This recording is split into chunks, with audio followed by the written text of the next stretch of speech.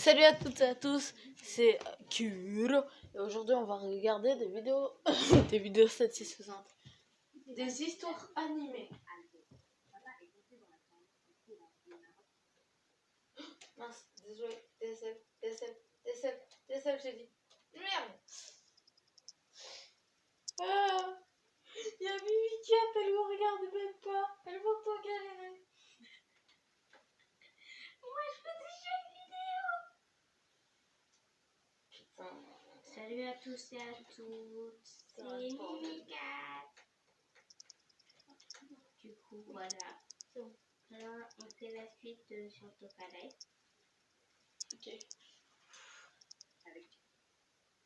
Attendez. Quand j'avais 16 ans, mes parents ont réalisé qu'ils ne pouvaient pas me cacher de ma famille pour toujours. On a donc pris une photo de famille pour nos cartes de Noël. Mais quand papa les a vus, il les a déchirées en deux et m'a demandé. J'ai ramassé une photo déchirée et j'ai scotché les deux ensemble. Puis j'ai dessiné des cornes maléfiques sur les têtes de mes parents. Ils étaient mieux comme ça. Une après-midi, quand j'avais 11 ans, je suis sortie en douce à travers ma fenêtre. J'étais assise sous un arbre. Une femme s'est approchée de moi. Elle a dit qu'elle était américaine. Elle m'a demandé si elle pouvait prendre une photo de moi. Je ne suis pas un animal dans un zoo pour prendre des photos de moi et rire de moi. Pourquoi est-ce que je vais rire de toi, petit? Je pense que tu es belle. Quand j'ai rencontré tes parents, elle avait l'air gentille. Je voulais donc t'emmener chez moi. Mais dès que les parents l'ont vu me tenir la main, ils ont perdu la tête. Avant que je ne puisse prononcer un mot, mes parents m'ont traîné à l'intérieur et ils ont fermé la porte au visage de la femme. La femme américaine est revenue une année après. Et cette fois-ci, elle a emmené un avocat. Elle s'est présentée en étant Betty. Et elle a dit qu'elle aimerait m'adopter pour m'emmener aux États-Unis avec elle. Je ne savais pas où est-ce que c'était exactement, mais n'importe quel endroit, loin de ma petite chambre, était bien. J'ai sauté dans ses bras et j'ai dit oui. Mes parents ont sursauté, ils ont dit non. Pourquoi est-ce que je ne peux pas y aller? Vous ne m'aimez même pas. Maman m'a immédiatement tiré pour m'enlacer très fort. N'importe quoi. Puis la prunelle de mes yeux, Catherine. Oui, tu es un fardeau pour nous, mais je ne pourrai jamais t'abandonner. Betty a sorti une grosse liasse d'argent de son sac. Est-ce que ça peut vous aider à changer d'avis? Et mes parents se sont précipités plus rapide que la lumière pour rassembler mes affaires. Quand on a atterri à Los Angeles, il était clair que Betty m'aimait vraiment. Elle m'a emmené dans des cafés incroyables, des spectacles et des parcs d'attractions. Mais à chaque fois qu'on sortait, je remarquais que les gens me regardaient bizarrement. Je me sentais triste. Donc tout le monde ici, mis à part Betty, pensait que j'étais laide aussi. Elle a embauché un tuteur spécial qui m'a appris l'anglais parfait en moins de 3 mois. Et peu de temps après, j'ai intégré la 4e. Le premier jour à l'école, je recevais les regards habituels. Mais puis, quelque chose de totalement inattendu est arrivé. J'étais entourée par tous ces enfants et ils me disaient des choses gentilles. J'adore ton beau bronzage. Je pourrais contempler tes yeux pour toujours. Ça te dirait un grand carte, toi? Waouh! Tu ressembles à la princesse Jasmine. Attendez, est-ce que je suis vraiment belle ici? Plus tard l'année dernière, une belle fille que j'ai vue dans ma classe m'a rattrapée dans le couloir. Catherine, n'est-ce pas? Je vais t'appeler Kat. Bienvenue dans cette école poubelle. J'ai le meilleur groupe ici et tu peux te joindre à nous. Parce que tu es belle. Je suis Stella. Et rapidement, je traînais avec les filles les plus populaires de l'école. Après avoir été mise de côté toute ma vie, ça faisait du bien de savoir que les gens voulaient devenir amis avec moi. Mais j'ai rapidement découvert que c'était difficile de tenir la cadence avec elles, parce qu'on ne se ressemblait pas du tout. Tout ce qu'elles voulaient faire, c'était traîner dans le centre commercial après les cours et acheter encore plus de vêtements, de chaussures et du maquillage. Une fois, j'ai voulu aller dans une librairie et elles m'ont regardé comme si j'étais une bizarroïde. Une fois quand je suis arrivée à l'école, j'ai trouvé Stella et les autres rassemblés autour de Léa. Elle pleurait et quand j'ai demandé ce qui était arrivé, Stella a murmuré. Le papa de Léa a perdu toute sa fortune et les gens sont vraiment pauvres maintenant. Pauvre chou. Léa avait l'air pitoyable tout le temps. Elle a arrêté de traîner avec nous après les cours parce qu'elle n'avait plus d'argent à dépenser. J'ai essayé de lui donner de l'argent une fois, mais elle ne l'a pas pris. Quelques semaines plus tard, Léa s'est assise avec nous durant le déjeuner et elle a sorti un sandwich au salami de son sac. Et soudain, Stella a perdu la tête. Regarde et crée des vidéos courtes sur l'appli YouTube. Découvre YouTube en plus court, YouTube Short. Oui, vous ce truc dégueulasse venant de moi. Quoi? Tu es tellement pauvre maintenant que tu ne peux pas te permettre le homard ou le caviar? Le visage de Léa s'est décomposé en pleurs et j'étais choquée par cette explosion de méchanceté. Stella, c'était vraiment méchant. Oh, j'ai essayé de présenter, mais je ne peux plus. Je l'ai toujours laissé faire partie de mon groupe, même si elle est moche. Mais maintenant, elle est pauvre aussi. Il est temps qu'elle parte. J'en ai assez. Je n'arrive pas à croire que tu peux traiter une amie de cette manière. Tu es une personne si horrible. Et me dit la folle. Fais attention à ce que tu dis. Si je ne t'avais pas laissé entrer dans mon groupe, tu ne serais personne. Je préfère être personne qu'une personne comme toi. Léa, on s'en va. Et après ça, j'ai pris sa main et on est parti. Je pouvais sentir le regard curieux de Stella qui creusait un trou dans mon crâne, mais j'en avais rien à faire. Depuis ce jour-là, Léa et moi sommes devenus très proches. On ne pouvait pas éviter Stella et ses commentaires méchants en classe. Mais on a commencé à traîner ensemble à la bibliothèque durant l'école et j'apportais toujours un déjeuner en plus pour elle. Léa a commencé à venir chez moi aussi et Betty lui a toujours demandé de rester dîner. Un jour, je disais au revoir à Léa à la porte quand j'ai entendu un rire familier. Oh mon Dieu, Léa, tu es sans abri maintenant? Est-ce que cette Betty t'a adopté aussi? Visiblement, elle aime bien adopter les enfants pauvres et ratés. Qu'est-ce que tu fais ici, Stella? Malheureusement, j'ai découvert hier que je vivais à côté de toi. Je vais devoir demander à mes parents de déménager dans un meilleur quartier. C'est une superbe idée. J'ai hâte. Et après ça, je suis rentrée. C'était assez dur de la voir à l'école. Maintenant, on est devenus voisines. Une nuit, j'étais à l'extérieur en train de jouer avec ma chatte quand elle a soudainement sauté par-dessus le mur de chez Stella. J'ai grimpé à mon tour et heureusement, je l'ai rapidement retrouvée. Je partais sur la pointe des pieds quand soudain, j'ai entendu des cris émanant de l'intérieur. J'ai regardé à travers la fenêtre et ce que j'ai vu m'a choquée. Stella se tenait devant ses parents, la tête qui pendait, alors qu'ils lui criaient dessus l'un après l'autre. Pourquoi tu es si stupide, Stella? Regarde tes notes pathétiques. Tu es débile? Comment tu vas diriger mon entreprise un jour? Diriger l'entreprise? Je suis certaine qu'elle ne va même pas avoir son bac. C'est tellement gênant. Vraiment. Toutes mes amies parlent de combien leurs enfants sont intelligents. Je veux juste faire semblant de n'avoir même pas de fille. Stella a éclaté en sanglots, elle a couru vers sa chambre. Je suis partie rapidement, me sentant très mal pour elle. Je savais exactement ce que ça faisait d'avoir des parents qui te rabaissaient tout le temps. Les siens avaient l'air d'être pires que les miens. Le lendemain en cours, je voulais raconter tout ce que j'ai vu la veille à Léa. J'ai donc gribouillé un mot et je le lui ai donné. C'est là que Stella a levé sa main et a dit « Madame, Catherine vient de donner un mot à Léa. » Oh non, non, non, non, non. La prof s'est abattue sur Léa comme un faucon. Elle a arraché le mot des mains de Léa et à mon horreur, elle a commencé à le lire à haute voix. J'ai vu quelque chose d'horrible hier. Ses parents la traitaient comme de la poubelle. C'est quoi l'histoire? Je me suis tournée vers Stella et son visage était devenu blanc. Ce n'est rien, madame, mais je suis désolée. Mais c'est là que Léa s'est levée de son siège.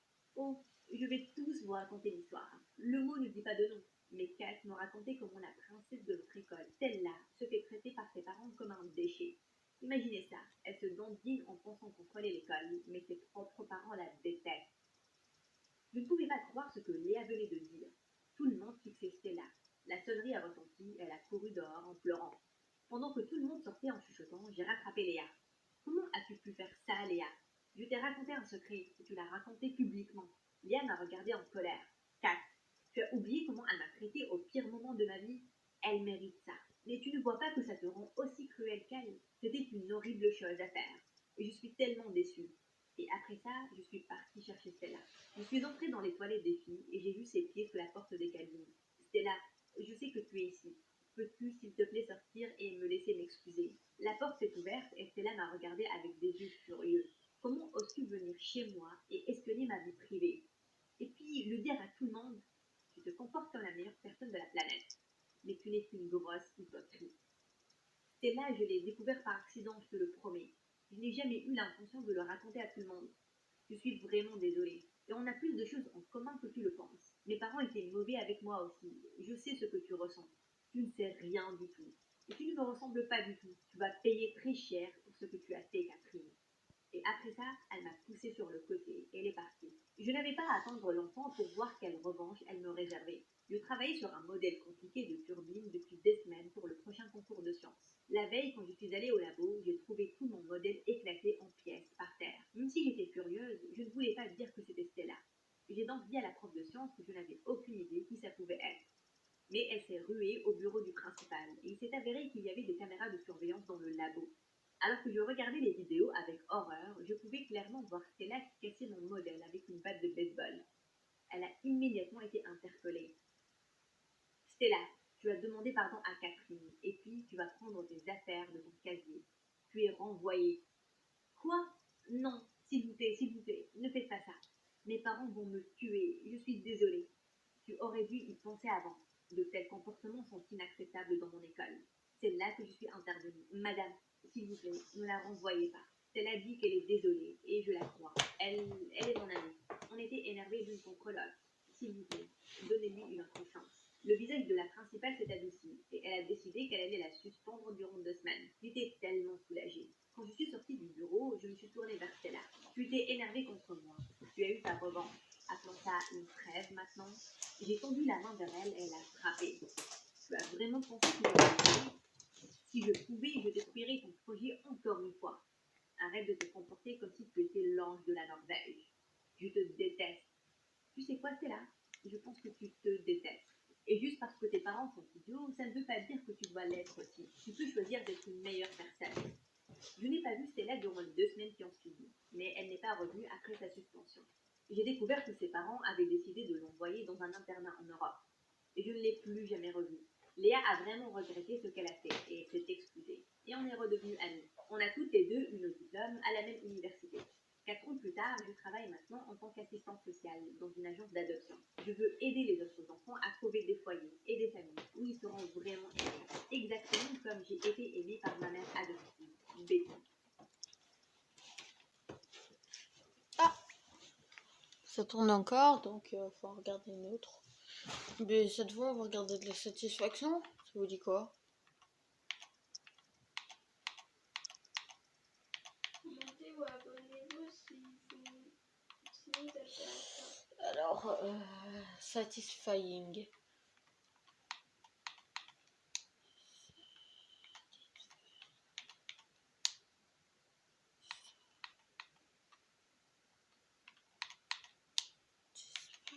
Voilà, satisfying vidéo. Oh, celle-là, elle m'a attiré. Chromebook est un Mais non, ordinateur mais on client. sent, Connectez-vous à Gmail et vos fichiers on sont sent là. pingouin. Choisissez Chromebook. On sent pingouin de Chromebook. Non, Pour mais toi, 2 où je qu'est-ce peux que pas la passer. patrie? 2 Une où voix je peux pas familière? passer. 2 bordel. Un 2 lieu? squark. Une rencontre? La patrie, c'est un sentiment.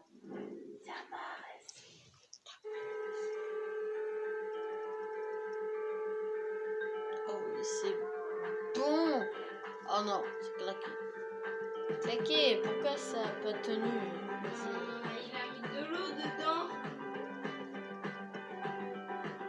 Wesh, ils se sont créés au festival. Ah, comment ça te saoule quand tu réussis pas un Rubik's Cube? Vrai petit chouchou.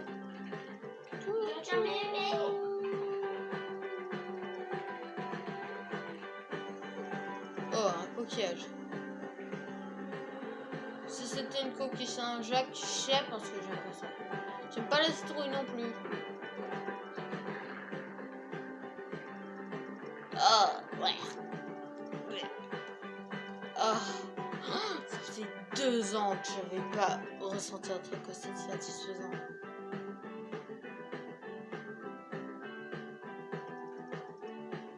Ça me satisfait, mais moyen genre. Voilà, un truc qui me satisfait vraiment.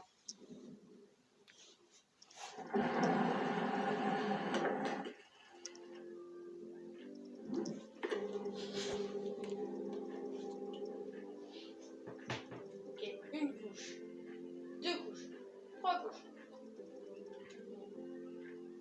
4 couches, 5 couches, 6 couches, 7 couches. On va juste entendre le bruit. Mais en vrai, il y a la musique en fou. Je trouve elle est cool la musique. Oh! Oh! Est-ce que ça va dépasser les 3 couches?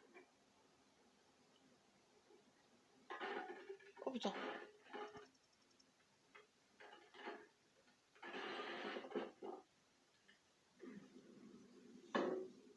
Ouf. La deuxième goutte. Ouf. Ouf. Ah, il a mis 4 étages. Cette fois. Ça n'a pas pris cette 4e. Ah si.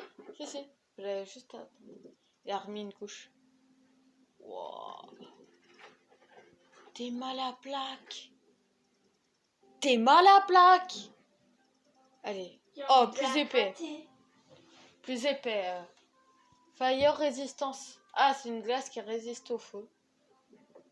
On va voir Résister si au ça feu et résiste. résister à la glace, c'est pas la même chose. Enfin, résister au feu et résister à la lave, c'est pas la même chose. On est d'accord, les gens, c'est pas la même chose. Il en a mis qu'un, parce que ça résiste au feu. Ah, y a rien qui se passe. Ah, tu vois, je suis étonnée. Ouais, mais c'est beau aussi à regarder. Ah, c'était sûr. La lave, c'est trop chaud. Elle a durci, mais la chaleur... Ah, ça va pas péter, hein. Ça résiste pour l'instant, ça résiste. Je On regarde. dirait un pancake. Un pancake. Un crâne. Bonjour, je m'appelle Alex et je souhaiterais vous raconter mon histoire. Croyez-moi, c'est très important pour moi. Ce qu'il y a, c'est que je vis au sein de 3 personnes différentes, au sein de toutes ces personnes à la fois. Comment cela est-il possible? Ayez un peu de patience, vous allez bientôt le découvrir. Mais commençons par le début. Je n'ai jamais été exceptionnellement intelligent ou beau. Regardez mon visage. Mais la vie m'a fait un cadeau d'un autre ordre. J'ai énormément de chance. On dirait qu'il y a une personne invisible qui est toujours là, prête à me sauver et à me donner tout ce que je désire. Je suis né dans une famille riche. Mes parents étaient dans le monde des affaires. Et comme j'étais leur seul enfant, j'ai pu profiter de tout au maximum. Les jouets, les habits les plus chers, les meilleures écoles, les filles les plus belles. Mais je ne pense pas que mes parents aient été mes anges gardiens. J'avais juste de la chance, même lorsque cela n'avait rien à voir avec eux. Par exemple, lorsque j'avais 13 ans, j'ai convaincu mes camarades de classe de se glisser dans le jardin de mon voisin pour y faire des graffitis sur sa cabane et du skateboard dans sa piscine vide. C'était interdit. Mais je pensais que cela pourrait être amusant. La fête battait son plein lorsque la police arriva, appelée par un voisin que nous avions embêté. Tout le monde a été pris. Tout le monde, sauf moi. Mes camarades de classe ont été punis durant des mois, alors que mes parents m'avaient acheté un nouveau skateboard. Vous n'êtes toujours pas convaincu? Lorsque j'avais 16 ans, j'ai participé au championnat de VTT de ma ville. Je n'étais pas le participant le plus fort et je n'espérais pas gagner. Cependant, un jour avant le championnat, l'un de mes rivaux s'est cassé le bras et un autre s'est fait voler son vélo. Comme vous l'avez peut-être déjà deviné, j'ai gagné la compétition. J'ai aussi eu une petite amie grâce à la chance. Moi et Steve, l'un de mes amis, nous aimions bien Mélanie, tous les deux. L'une des filles les plus jolies de l'école, la reine du bal de promo. J'avais envie de sortir avec elle, mais elle préférait Steve. Il était dans l'équipe de football américain et il était plus vieux que moi. Je ne faisais pas le poids. Mais ils ne sont pas restés ensemble très longtemps. Très vite, les parents de Steve ont divorcé et il a dû déménager avec son père dans une autre ville. Alors, bien sûr, Mélanie s'est mise à sortir avec moi. Lorsque j'ai eu 19 ans, mes parents sont morts. Ça a été épouvantable. Mais d'un autre côté, j'ai hérité de tout leur argent et maintenant, je suis entièrement libre de faire tout ce que je veux dans la vie. Très vite, j'ai été convaincu que ma chance n'avait aucune limite. J'aimais bien la tester et j'obtenais tout ce que je voulais à chaque fois. Participer à des courses de moto avec des gars aussi insouciants que moi, cela devint mon passe-temps favori. Je ne portais même pas de casque parce que j'avais entièrement confiance en ma chance. Beaucoup de mes amis se blessaient. Je n'ai jamais eu la moindre égratignure. On m'a même surnommé le chanceux. Ah, c'était vraiment le bon temps. Mais un jour, quelque chose est arrivé. On faisait la course avec des motos très sportives sur une autoroute vide, comme d'habitude. Nous allions vraiment vite. Et moi, comme d'habitude, je ne portais pas de casque. J'aimais bien sentir le vent souffler au travers de mes cheveux. Cette sensation était tellement agréable que je me suis même mis à fermer les yeux. Et soudain, ma roue avant avait vrillé et j'ai perdu le contrôle de ma moto. La dernière chose que j'ai vue, c'est la route qui se rapprochait. Ensuite, tout est devenu sombre. Je me rappelle seulement par fragments de ce qui est arrivé après. L'ambulance, l'hôpital, les médecins penchés au-dessus de moi. Lorsque j'ai repris conscience, je me suis rendu compte que j'étais allongé dans un lit d'hôpital. recouvertes de tubes et d'appareils médicaux. Ma copine, Mélanie, était assise à côté de moi et me tenait la main. Ce à quoi j'ai tout de suite pensé, c'est que ma chance était évanouie. Peut-être avais-je fait quelque chose qu'il ne fallait pas, mais ensuite, les médecins sont arrivés dans la pièce et m'ont tout dit. Il est avéré que, après ma chute, ma tête avait frappé l'asphalte tellement fort que mon crâne s'était fendu et que la peau de mon visage s'était déchirée presque entièrement. Les médecins m'ont dit qu'il n'y avait presque aucune chance pour que je survive. Mais par chance, une ambulance passait par là à ce moment-là, et j'avais pu être emmené directement à l'hôpital. C'est étrange, mais pour une raison ou pour une autre, ce jour-là, le meilleur chirurgien de l'hôpital travaillait tard, et c'était lui qui m'avait sauvé. Allongé sur le lit, je me mis à sourire sous les bandages, parce qu'à ce moment précis, je fus réconforté. Ma chance était toujours avec moi. Je me suis très vite rétabli. Tous les médecins de l'hôpital furent surpris par la facilité avec laquelle je me remettais d'une blessure aussi grave, mais je restais calme, parce que je savais que tout cela était dû à mon incroyable chance. Je suis sorti de l'hôpital un mois plus tard. Les seules choses qui me rappelaient alors cet accident, c'était ma moto en miettes et mon nouveau visage. Oui, son apparence avait changé. Il était plus sauvage, avec une cicatrice de taille sur le côté. Après cet accident, on me respectait plus. J'étais devenu plus cool encore. Et on a commencé à m'appeler Monsieur Chanceux. Et Mélanie et moi, on volait toujours la vedette lorsque nous allions dans des fêtes. Vous pensez que je me suis arrêté de participer à des courses après ça? Bien sûr que non. J'ai acheté une nouvelle moto, encore plus puissante et encore plus rapide. Et on s'est remis à faire la course comme avant. Mais je me suis mis à porter un casque, juste au cas où. Je pouvais de nouveau compter sur ma chance. Jusqu'à ce qu'un jour, un autre événement se produise. Pendant l'une des courses, j'ai décidé de griller un feu rouge. Je n'avais pas remarqué la voiture devant moi. J'ai évité la collision de justesse, mais la voiture a quitté la route et a percuté un arbre. Le conducteur était un vieil homme. Il a heurté le pare-brise et a perdu conscience. On a tout de suite appelé une ambulance et le vieil homme a été conduit en urgence à l'hôpital. Les policiers m'ont posé des questions pendant un bon moment, mais finalement m'ont laissé repartir. Le jour suivant, je me suis réveillé en me disant que j'avais eu de la chance, comme d'habitude, et que par miracle, j'avais réussi à échapper à tous mes problèmes. C'est à cet instant que la sonnette de la porte se mit à sonner. C'était la police. Ils venaient m'arrêter. Au poste, on me dit que le vieil homme qui conduisait la voiture était mort durant la nuit. Et maintenant, on allait me juger pour homicide involontaire. On me libéra sous caution et on me dit d'attendre le procès. Pour la première fois de ma vie, j'étais terrifié. Est-ce que ma chance s'était estompée? Je n'arrivais pas à y croire. En plus, aucun de mes amis n'était venu me soutenir. Seule Mélanie était venue me voir de temps à autre en essayant de me remonter le moral. Un mois plus tard, j'ai été jugé. J'étais prêt à affronter tous les cas de figure. Mais au fond, j'espérais toujours avoir de la chance.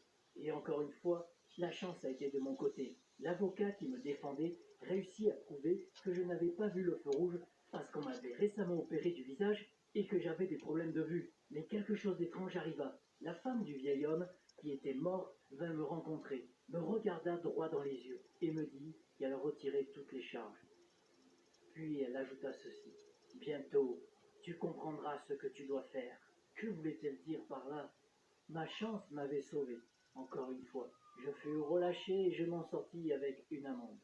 Après ça, j'ai commencé à voir la vie différemment. Fallait-il que j'arrête de défier le sort et de compter sans cesse sur ma chance? C'est vrai, la chance était toujours de mon côté.